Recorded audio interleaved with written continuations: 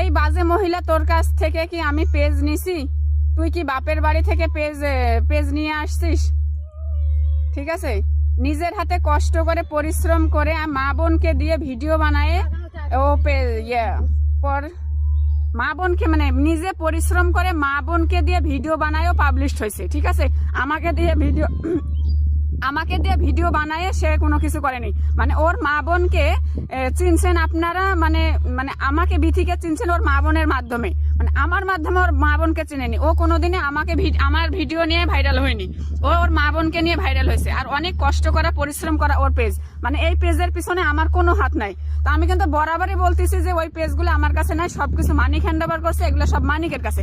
আর আমি এই পেজ কোনোদিন দাবিও করি নাই যে আমার পেজ দিয়ে তুমি পেজ ক্রিয়েট করছো, তুমি আমার একটা আইডি দাও। ওর কাছে কিন্তু 7-8টা আইডি আছে। আমি মুন্না ভাইকে কমেন্ট করলাম, ভাই এরকমও মিথ্যে বলে আমাকে দিচ্ছে, আমি নাকি আপনার সাথে মিশে ওর আইডি নষ্ট করছি, তো আপনার সাথে আমার একটু কথা আছে, আমি আপনি দয়া করে আমার সাথে একটু কথা বলেন।